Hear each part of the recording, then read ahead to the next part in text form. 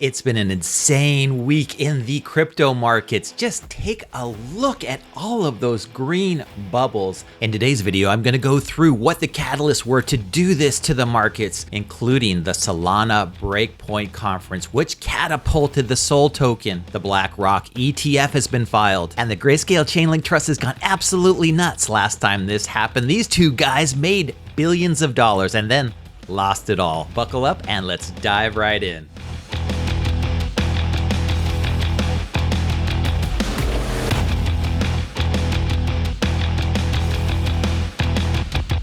Hey guys, Christian here. Such an incredible week in the crypto markets. If you're new to the channel, I show you how to get some of your hard-earned money out of the traditional finance system and into decentralized finance. But if you've got your money in some of the top crypto projects out there, especially the deflationary ones, that's right, deflationary, you'll have more money tomorrow than you had today. Make sure that you smash that like button. Also to subscribe to the channel if you're new, and make sure to hit that bell notification. Now, right into the top stories. The Solana Breackpoint conference was absolutely amazing. If you haven't seen it, go take a look on YouTube. Solana's got tons of clips out there. I'm going to show you a quick clip of Visa talking about how trillions of dollars are going to move online, and Solana wants to be that payment processing chain of choice when it comes to getting all things payment on the blockchain. All right, good afternoon, everyone. I'm super excited to host this panel, which is a topic which is near and dear to my heart, which is the future of finance on blockchain.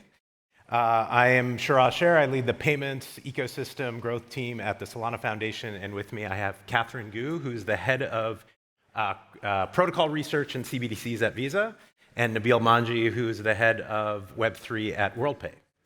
So let's just dive right in. I would love for each of you to give a brief introduction of you and your role and a little bit about your organization. I know everyone believes they know what Visa does, but there's a lot of misconceptions. And also WorldPay is a major financial services player. So I'd love for you guys just to talk a little bit about the orgs that you work in and your roles. Sounds good. Happy to start. Well, great to be here, everyone. As Shiraz said, I'm within the Visa crypto team. So I think everyone knows what Visa does today. We're a card payment network. Visa Crypto was founded back around 2018. We very much focus on the future of money and money movement in general. So our team is split between products, solutions, and architects, and trying to really come up with innovative solutions that could really work closely with our partners together to really drive that next wave of payments. And of course, when it comes to blockchain adoption, there's a lot of interesting things that we're trying to experiment and do research. So for those of you that aren't familiar with the payment space, if you were to go start a business today, a bakery or an airline or an online store or whatever, and you want to accept card payments or Apple Pay or Google Pay or whatever, you don't go knocking on Visa's door and say, hey, Visa, I want to accept Visa's cards. You come to a payment processor like WorldPay. And so the technical term for this in the industry is called a merchant acquirer, but we'll just call it a payment processor. And so WorldPay is the largest payment processor in the world. This year we'll process about $2.6 trillion across debit cards, credit cards, e-wallets, account-to-account payments, QR code-based payments. And again, our clients are merchants, large and small, across verticals and in about 55 countries. So what did you guys think? Trillions of dollars onto Solana? That's a catalyst, right? If you had some money in Solana at the beginning of the year, look how much this token's gone up already just this year. And we haven't even hit the major part of the bull run yet. Now let's jump into the Ethereum ETF. BlackRock filed last week, and I think this could be the biggest catalyst of them all. In fact, let's take a look at what CNBC has to say. Traditional finance players are getting involved in crypto. This is going to be one of the most incredible bull runs I think that we've ever seen. As we get into the halving, which is coming up fairly shortly now, take a look. We're talking April. That's about 4 months from now. This could be just an amazing time to be in crypto. Let's listen to this quick clip from CNBC on what they think about the Ethereum ETF and what the price of ETH has done. Bitcoin continues its strong campaign in 23. The cryptocurrency touching some 18-month highs. Our Dom Chu's tracking that action. Morning, Dom. All right, Carl, so cryptocurrencies have had a banner week, as you point out here. Prices for the two biggest ones out there, we're talking Bitcoin and Ethereum, up massively just over the course of the last week. And Ethereum right now is catching this kind of big bid over the last couple of days, as you can see here, as we get word that the world's biggest asset manager, that is BlackRock, filed to list an ETF backed by spot Ethereum on the NASDAQ exchange at some point. That's stoking some more optimism that markets could see greater access and perhaps institutional liquidity brought on by an exchange-traded product on a regulated exchange. Now, Ether prices did get over $2,000 per token with that latest move. We're currently $2,088 and change. Now, these are levels that we haven't seen since April. And just for reference, if you go all the way back to that April high here, that was roughly just around 2,124. So that's an idea for reference where we've seen this year. We've also seen that big rise, as Carl points out, in Bitcoin prices over the last couple of weeks. And that was due again in part to just this idea of optimism about a potential regulated exchange-traded product tied to spot Bitcoin at the offing sometime in the not-too-distant future. Again, BlackRock is a name being floated around as the potential home for one of those potential first Bitcoin exchange-traded funds brought to market. Now, as a result here, we are seeing some of the companies tied to crypto, Coinbase, Robinhood. You can see here some upside here as well on the day so far, 2.5% gains there. Also, MicroStrategy holds Bitcoin as an asset. The Greyscale Bitcoin Trust, popular vehicle by which some investors gain access to crypto. It's been seen rising. It's up about 1% today so far. So just keep an eye on what's happening overall, David. Cryptocurrencies, yes, they are still around. And for some reason, there is a lot of optimism being brought upon by this idea of exchange-traded funds being part of the picture going. These traditional players continue to be bullish on the cryptocurrency markets, especially at these incredible prices. You think things have run up?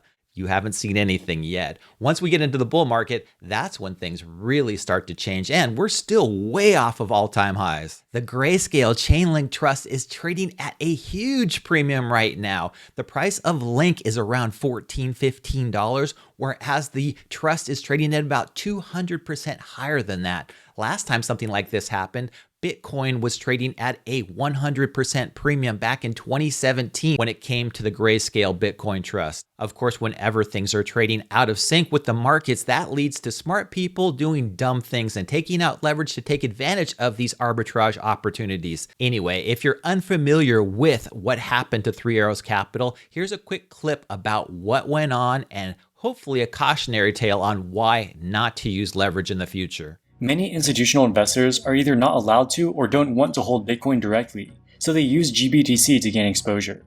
For example, Cathie Wood bought about $80 million worth of GBTC in her ARK-W New Generation Internet ETF. Because of high demand from institutional investors, GBTC has historically traded at a premium to its net asset value. In 2017, the price of GBTC was more than double the value of the Bitcoin that it represented. In early 2021, Canadian financial regulators started allowing Bitcoin ETFs to trade on the Toronto Stock Exchange. The new Canadian ETFs listed at their net asset value. Institutional investors sold their GBTC at a premium to buy the Canadian ETFs at net asset value. Predictably, this selling pressure took the premium of GBTC down to zero. But it didn't end there. The price kept declining and it started trading at a discount. In 2021, Grayscale started negotiations with the SEC to allow them to convert GBTC into an open-ended ETF. If they become an ETF, they can sell their Bitcoin and buy back shares until the discount shrinks to zero. Sue saw this as a massive arbitrage opportunity. Buying GBTC at a discount is like buying a $1 bill for 90 cents. Sue thought that they'd be able to gain approval and he could make a handsome profit once the discount disappears. Unfortunately, the SEC has still not approved the ETF transition, and the discount to net asset value continued to increase steadily. Today it stands at almost 30%.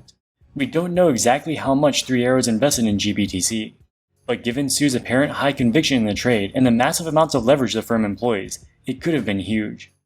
With Link trading at a huge premium, that means that things could go extremely well for the Chainlink token over the next couple of months into the bull run. I'm going to give you guys 3 tokens that I'm accumulating. Take a look at these 3 and let me know in the comments down below if you agree, disagree, or have 3 completely different tokens that you're accumulating. Number 1, as always, is Ethereum. I think that ETH is going to be the settlement layer for everything when it comes to crypto, and ETH has a huge advantage on total value locked when it comes to everything on the blockchain. Now, my second favorite token to accumulate is the UNI token. That's right, Uniswap, the biggest decentralized exchange, because I believe at some point everything will be done decentralized, and Uniswap is the decentralized exchange of choice for so many people on blockchain right now, and so many more that are coming in the future. And my third coin that I'm going to share with you is Illuvium. If you guys know, I follow GameFi extremely closely, and there's a ton of great projects out there, but Illuvium has some huge catalysts coming up that are going to drive this token into the stratosphere. If you were lucky enough to accumulate when I started talking about this down to the $37 range, you're extremely happy right now. I am so super excited about what's going to happen here in the next couple of months. And as we go into 2024, I hope that you guys are too. Make sure that you smash that like button again. And if you're new, subscribe, hit that bell notification, and I'll see you on the next video.